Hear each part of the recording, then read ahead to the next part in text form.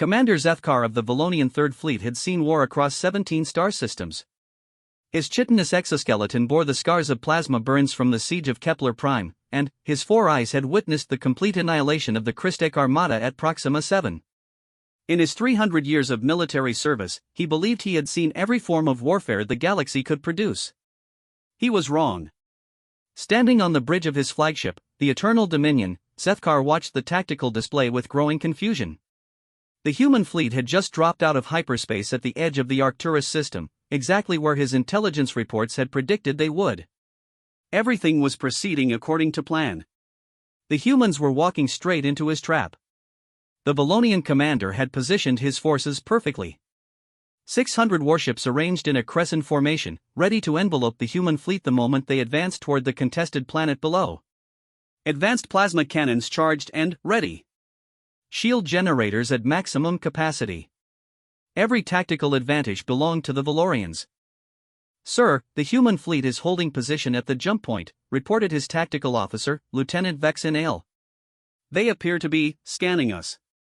Zethkar's mandibles clicked in amusement. "Let them scan all they want. They'll find exactly what we want them to find: overwhelming firepower and superior numbers."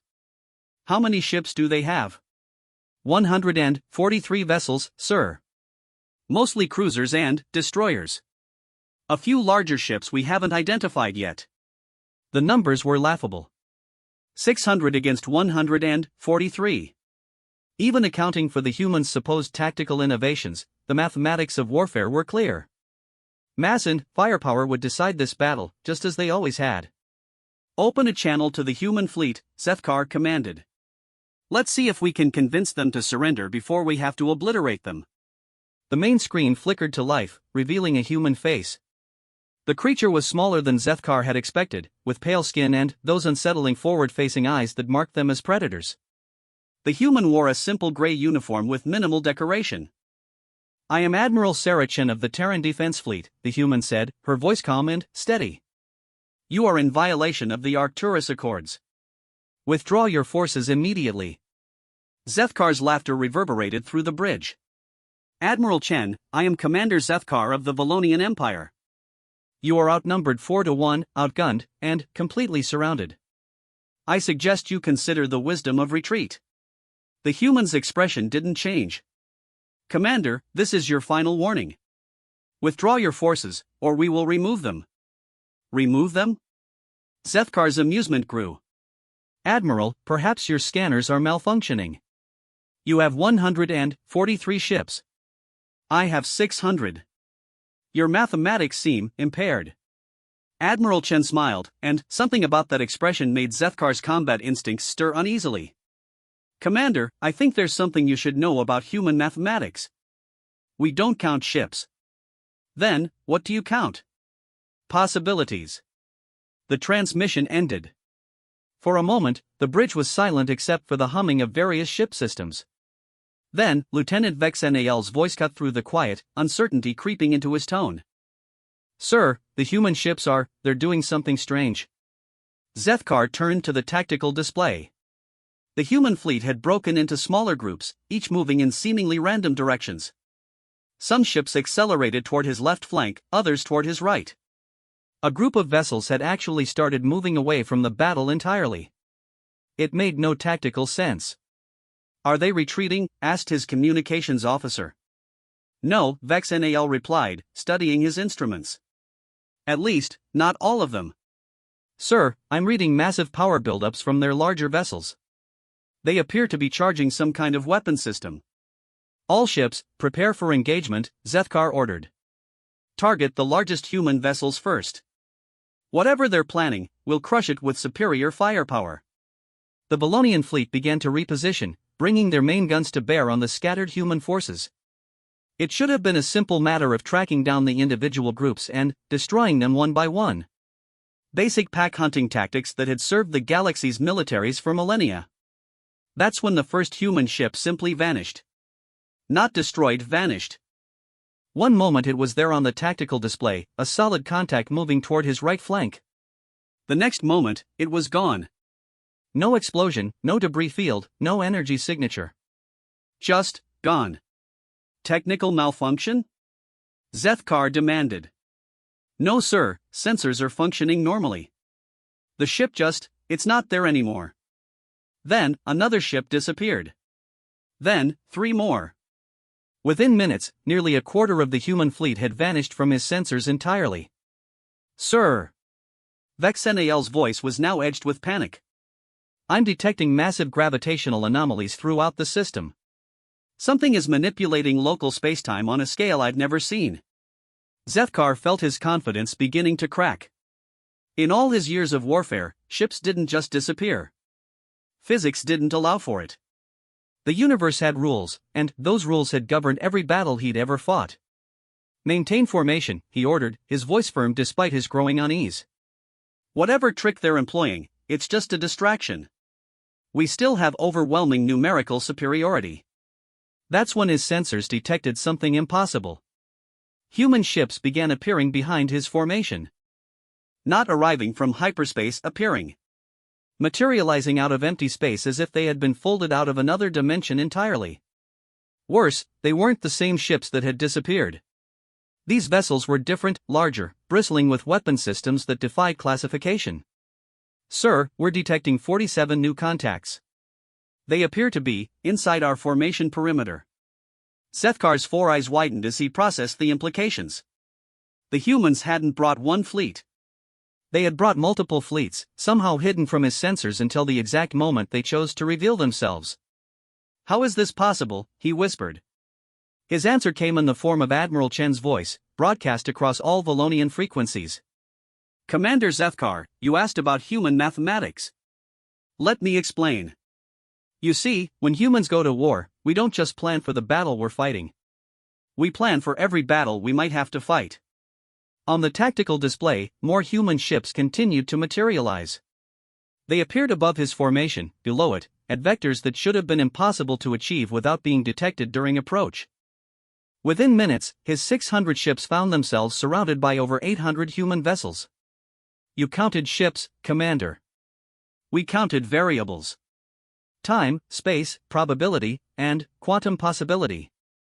Your 600 ships exist in one dimension of reality. Our fleet exists in several. The first human weapons fired, and Zethkar realized he was witnessing something that would change galactic warfare forever. The energy beams didn't travel through space, they simply appeared at their targets, bypassing shields and armor as if they weren't there. Valonian ships began exploding in perfect sequence, their destruction precisely timed and coordinated across impossible distances. All ships, return fire. Zethkar commanded, but his tactical officer was already shaking his head. Sir, our targeting systems can't lock onto the human vessels. They're not staying in one place long enough. They appear, fire, and vanish before our computers can calculate firing solutions. Through the viewports, Zethkar could see the battle with his own eyes. Human ships flickered in and out of existence like ghosts, each appearance lasting just long enough to deliver devastating attacks before disappearing again. His own vessels, massive and powerful as they were, moved like drunken giants in comparison, firing at empty space where human ships had been moments before. Sir, we've lost 30% of the fleet, reported his tactical officer. 40%. Sir, we're being slaughtered. For the first time in 3 centuries of warfare, Commander Zethkar understood what it meant to be prey. The humans weren't just winning, they were demonstrating a form of warfare so advanced, so fundamentally different from anything the galaxy had seen, that his own tactics seemed primitive by comparison. Admiral Chen, he transmitted, his voice no longer carrying any trace of arrogance. What are you? The human's response would haunt him for the rest of his life. We're the species that learned to make war with reality itself, Commander. And you just gave us a reason to show the galaxy what that means. As the Eternal Dominion's shields finally failed under impossible weapons fire, Zethkar realized that everything the galaxy thought it knew about warfare had just become obsolete. The humans hadn't just won a battle. They had redefined what victory looked like. Admiral Saracen stood in the tactical center of the UES Prometheus, watching the battle unfold across multiple dimensional displays. To the untrained eye, it might have looked like chaos, hundreds of ships blinking in and out of existence, weapons fire that bent the laws of physics, gravitational anomalies that shouldn't have been possible to create artificially. But Chen saw the pattern underlying it all, the careful choreography that made human warfare so devastatingly effective. "Ma'am, the Valonian flagship is requesting immediate ceasefire," reported Communications Officer Park. "Their commander is asking to discuss terms." Chen nodded but didn't take her eyes off the displays. "Tell Commander Zethkar that we'll accept his surrender in exactly 7 minutes and 34 seconds. Not before." "Specific timing, Admiral?" "The battle plan requires precise execution, Lieutenant. Every second matters when you're teaching the galaxy a new definition of warfare." Around her, the bridge crew worked with the calm efficiency that had become the hallmark of human military operations. No shouting, no panic, no desperate commands. Just quiet professionalism as they orchestrated something that would be remembered as the most significant military engagement in galactic history. Captain Rodriguez, her tactical coordinator, looked up from his station. "Phase 2 is complete, Admiral. All Valonian capital ships have been neutralized or disabled. Phase 3? Execute." Chen turned to address the young ensign at the quantum communications station. "Ensign Walsh, open channels to every military frequency in this sector. I want every ship, every base, every listening post within 50 light-years to hear this." "Channel open, Admiral." Chen activated the broadcast, knowing that her next words would spread throughout the galaxy within hours. "This is Admiral Sarah Chen of the Terran Defense Fleet. What you are witnessing today is not just the defeat of the Valonian Third Fleet. You are witnessing the end of conventional galactic warfare." On the main display, the last few Valonian ships continued to fire uselessly at human vessels that flickered in and out of normal spacetime. Their weapons, advanced as they were by galactic standards, might as well have been throwing rocks at shadows. For too long, galactic civilization has operated under the assumption that warfare is about bigger ships, more weapons, and superior numbers. Today, humanity demonstrates that warfare is actually about superior understanding of reality itself. Chen paused, watching as another group of Valonian destroyers found themselves surrounded by human ships that had materialized from what appeared to be empty space. The destroyers' surrender came moments later. Dr. Elizabeth Warren, the fleet's chief science officer, approached Chen's command station. "Admiral, we're receiving quantum-entangled transmissions from Earth Command. The Galactic Council is demanding an immediate explanation of our temporal weapons and dimensional manipulation technology. They're threatening to declare our tactics violations of galactic warfare conventions." Chen smiled grimly. "Tell Earth Command that our tactics violate conventions because those conventions were written by species that didn't understand what warfare could become. We're not using temporal weapons or dimensional manipulation." "Then, what are we using?" Dr. Warren asked, though she already knew the answer. "We're using human thinking applied to physics that every other species took for granted." The truth was both simpler and more complex than the galaxy wanted to believe. Humanity hadn't discovered some new exotic technology or tapped into mysterious dimensional energies. They had simply refused to accept that the universe worked the way everyone else thought it did. Other species built bigger ships because they believed warfare was about carrying more weapons. Humans built ships that could fold space because they understood that warfare was about being where your enemy couldn't predict.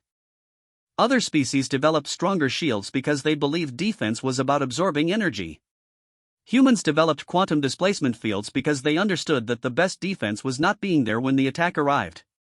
Other species created more powerful weapons because they believed victory came from superior firepower. Humans created probability weapons because they understood that victory came from making your enemy's success mathematically impossible. "Status report on the Valonian fleet?" Chen requested. 93% disabled or surrendered, reported Captain Rodriguez.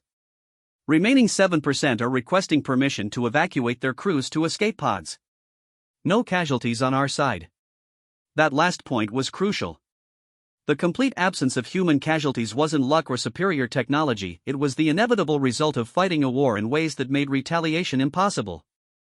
When your enemy couldn't target you because you existed in multiple quantum states simultaneously, when your weapons struck before they were fired because you'd folded causality itself, when your ships could be everywhere and nowhere at once, traditional concepts of combat became meaningless.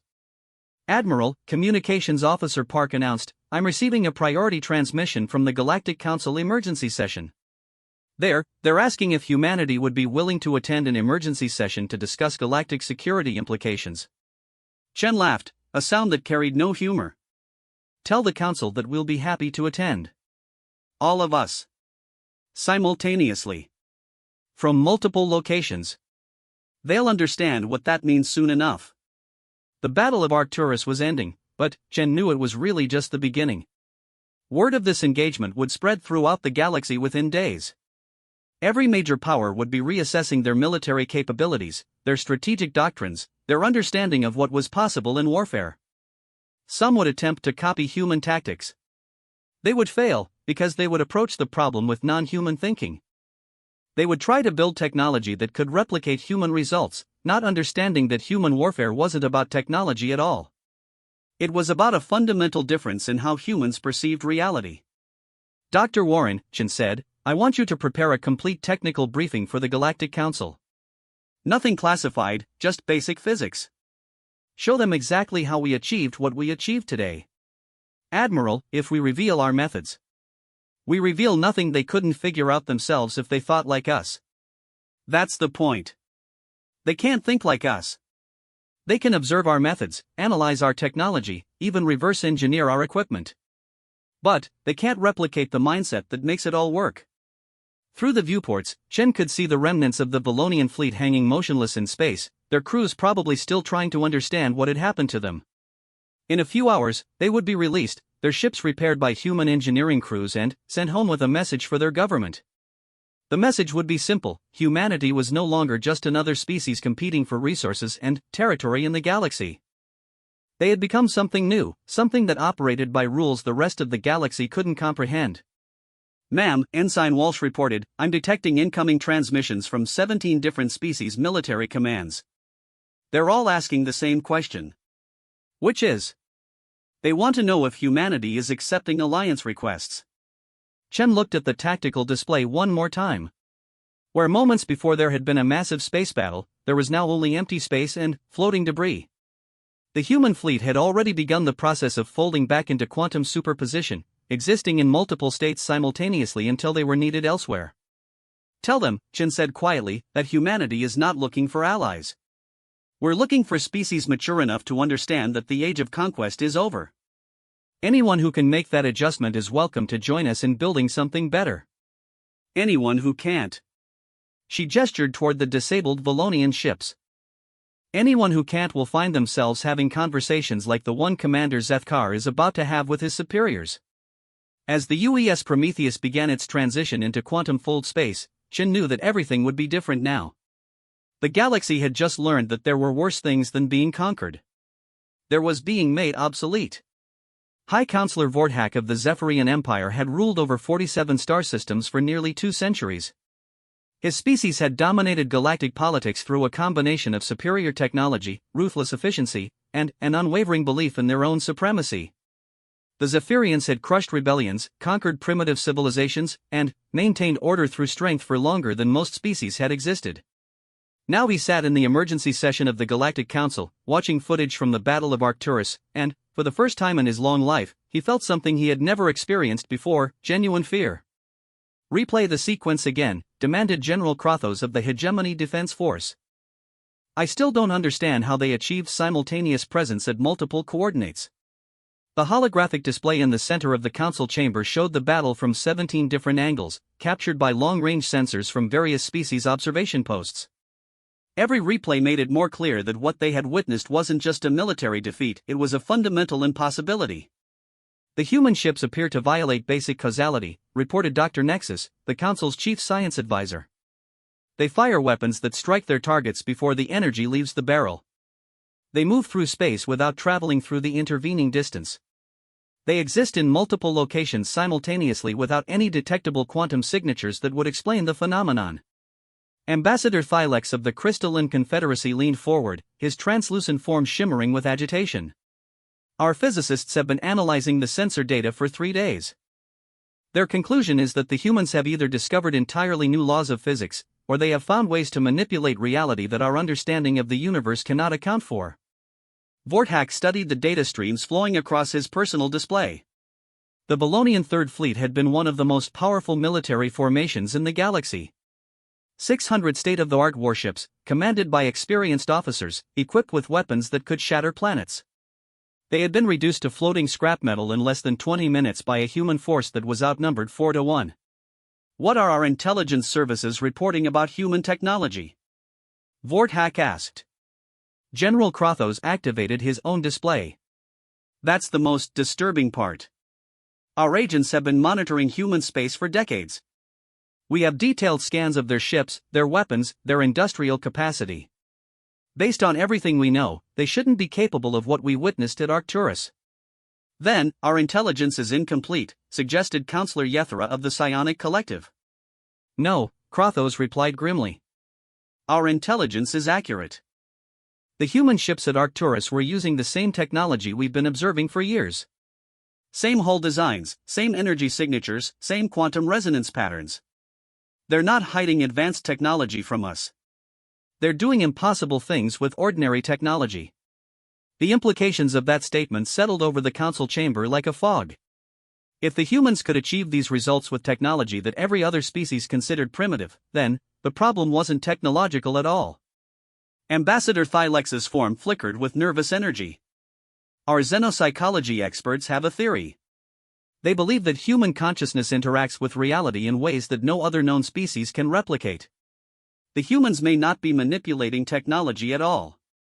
They may be manipulating the fundamental structure of spacetime through some form of collective mental process. Psychic powers? Vorthak's tone was skeptical. Not psychic powers as we understand them. Something more fundamental. The humans appear to think about reality differently than we do, and somehow that difference in thinking actually changes how reality responds to them. General Krathos brought up a new display showing strategic projections. Regardless of how they do it, we need to address the immediate implications. Every military doctrine in the galaxy is now obsolete. Our weapons can't hit targets that exist in quantum superposition. Our shields can't stop weapons that bypass the concept of distance entirely.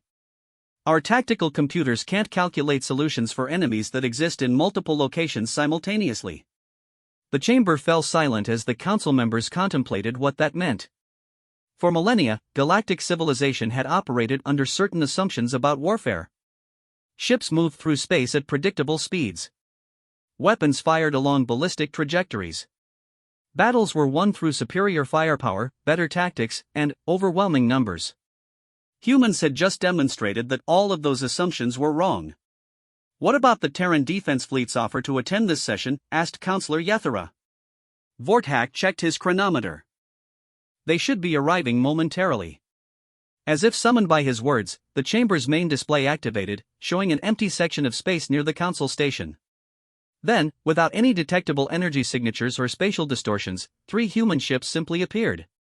Not arrived, appeared. One moment there was empty space, the next moment there were 3 vessels hanging motionless in the void, as if they had always been there. Incoming transmission from the human fleet, announced the chamber's communication system. Admiral Sarah Chan's image materialized in the center of the council chamber, appearing as solid and real as if she were physically present.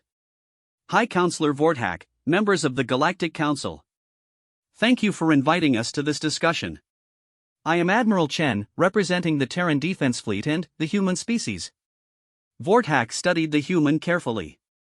She appeared unremarkable by galactic standards, small, physically weak, lacking the natural weapons or armor that evolution had given to most sentient species. Yet this creature represented a civilization that had just made every other military force in the galaxy irrelevant. Admiral Chen, Vorthak began, the Council has reviewed the events at Arcturus. We find ourselves concerned about the implications of your military capabilities. Admiral Chen smiled, and something about that expression made Vorthak's defensive instincts stir uneasily. High Counselor, I understand your concern. Change is never easy, especially when it challenges fundamental assumptions about how the universe works. Our scientists cannot explain your methods, Dr. Nexus interjected. Your technology appears to violate basic physical laws. We must know, are humans using some form of exotic matter manipulation? Temporal mechanics? Dimensional engineering? None of those things, Dr. Nexus. We're using something much simpler and much more powerful. Which is? We're using human thinking. General Krathos leaned forward aggressively. That's not an answer, Admiral. Thought cannot manipulate matter or energy on the scale we observed. Admiral Chan's expression didn't change. General, can I ask you a question? When your species first developed spaceflight, how did you approach the problem of faster-than-light travel? We developed hyperspace field generators that create artificial wormholes through subspace, Kratos replied, clearly confused by the direction of the conversation. And that worked because your species assumed that faster-than-light travel required moving through an alternate dimension. Other species developed different solutions, quantum tunneling, spacefolding, temporal acceleration, because they made different assumptions about what was possible. Admiral Chen gestured to the displays around the chamber. Every species in this council solved the same problem in different ways because they thought about the problem differently. The solutions worked because reality is far more flexible than most civilizations realize. You're suggesting that reality responds to expectation? Counselor Yethera asked. I'm suggesting that reality is a collaborative process, and most species never realize they're participants in it. They observe the universe, form theories about how it works, and then build technology based on those theories. The technology works because they believe it should work. Dr. Nexus's mechanical voice carried a note of skepticism. That's philosophical speculation, not scientific explanation. Is it? Dr. Nexus, your species builds artificial intelligence by modeling thought processes on quantum computers. You believe consciousness emerges from sufficiently complex information processing. Other species believe consciousness is a fundamental force of the universe, like gravity or electromagnetism. Both approaches work, but they produce completely different results. Admiral Chen paused, letting her words sink in.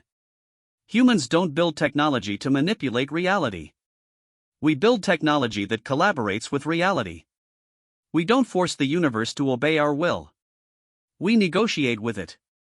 The council chamber remained silent for several long moments.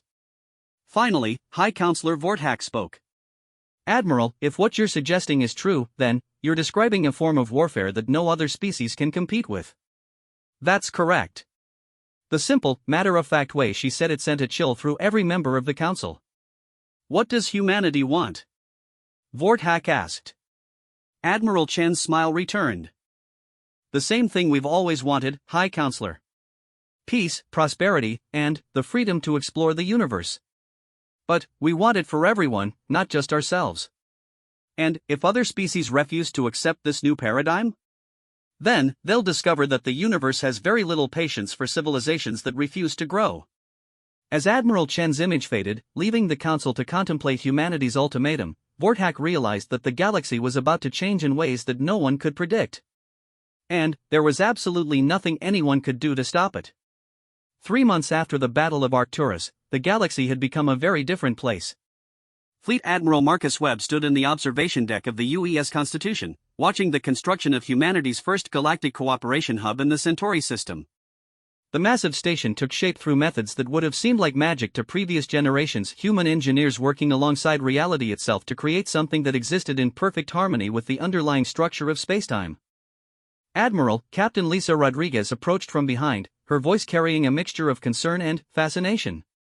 We're receiving reports from the Outer Rim territories. 3 more species have requested inclusion in the cooperative framework this week. Webb nodded, unsurprised. Word had spread throughout the galaxy about what humanity was offering, not conquest or subjugation, but partnership with a species that had learned to make the universe itself an ally. Any resistance movements? Webb asked. The hegemony is still trying to organize opposition, but their support is crumbling. After what happened to the Krillian Armada last week, most species are reconsidering the wisdom of opposing us. The destruction of the Krillian Armada had been even more decisive than Arcturus. 3,000 warships from 17 different species, all united in their determination to stop humanity's expansion. The battle had lasted exactly 4 minutes and 7 seconds. When it was over, the combined fleet found themselves floating in space, their weapons permanently disabled, their crews unharmed but thoroughly convinced that resistance was futile. Humanity hadn't even fired a shot. They had simply convinced the enemy weapons that functioning was against their nature. Status report on the integration projects? Webb inquired. Captain Rodriguez activated her holographic display, showing a 3-dimensional map of local space. Green markers indicated systems that had joined the cooperative framework. Yellow markers showed species that were in negotiation. Red markers indicated the few remaining holdout civilizations. 87 species have formally requested partnership status, Rodriguez reported. They're all adapting to human methodology at different rates, but the results are consistently positive. The Zephyrians have actually managed to achieve limited reality collaboration on their own. That was significant progress. The Zephyrians had been one of the galaxy's most rigid and hierarchical civilizations. Their success in learning human thinking patterns suggested that the transformation was possible for any species willing to make the effort. What about the philosophical implications? Webb asked. How are the various religious and scientific establishments handling the revelations? Mixed reactions, as expected. Some species are treating it as confirmation of ancient spiritual beliefs about the nature of consciousness and reality. Others are having complete paradigm breakdowns as their understanding of physics gets rewritten from the ground up. Webb understood their confusion. Even humans had struggled with the implications when they first realized what their minds could do. The discovery had come gradually, over centuries of scientific advancement, as researchers noticed that quantum experiments seemed to produce different results depending on who conducted them. Eventually, they had realized that consciousness wasn't just observing reality, it was participating in its creation. Most species never made that connection because they approached science with the assumption that reality was something external to be studied and manipulated. Humans had approached it as something to be understood and collaborated with. Dr. Chen is requesting permission to begin Phase 3 of the educational programs, Rodriguez continued. Phase 3 would involve direct mental integration, human consciousness experts working with alien volunteers to teach them the fundamental thinking patterns that made reality collaboration possible. It was ambitious and potentially dangerous. Not every species' mind was compatible with the kind of fluid thinking that humans took for granted. Approved, Webb decided. But, with full psychological monitoring and immediate abort protocols if we detect any adverse reactions. The challenges were enormous. Each species had evolved different cognitive patterns, different ways of processing information and understanding causality. Some aliens thought in mathematical concepts that humans couldn't even comprehend. Others had consciousness distributed across multiple bodies or extended through technological networks. But, the early results were promising. The Crystalline Confederacy had achieved partial spacefolding using their collective consciousness. The psionic collective had learned to create probability weapons by focusing their mental energy. Even the mechanical nexus units had begun developing new forms of artificial intuition that allowed their computers to negotiate with quantum uncertainty. Admiral, Communications Officer Park announced from across the observation deck, "We're receiving a priority transmission from Earth Command. There's been a development in the outer spiral." Webb moved to the communication station, where the holographic display showed Admiral Sarah Chin transmitting from somewhere in deep space. Marcus, Chen's image said, "We've made contact with something in the outer spiral that changes everything we thought we knew about the galaxy." "Define something," Webb replied. "We've found evidence of another species that achieved reality collaboration long before humans existed. They left markers throughout this region of space, structures that exist in multiple dimensions simultaneously, technology that operates on principles we're only beginning to understand." Webb felt a chill run down his spine. If there was another species with human-like abilities that had been in the galaxy for millennia, why hadn't they made contact? Why hadn't they prevented the countless wars and conflicts that had plagued galactic civilization? "Are they still active?" he asked. "Unknown. The markers appear to be very old, possibly millions of years. But, Marcus, here's the really important part: the structures are teaching us. Just by studying them, our crews are developing new capabilities. We've learned to create matter from pure thought, to exist in multiple timelines simultaneously, to communicate across impossible distances without any technology at all." The implications hit Webb like a physical blow. If humanity was just beginning to understand what reality collaboration could achieve, if there were species that had reached levels of development that made current human abilities look primitive, then the galaxy was a far stranger place than anyone had imagined. "Admiral, what are your recommendations?" Chen's expression was serious. "We need to accelerate the integration programs.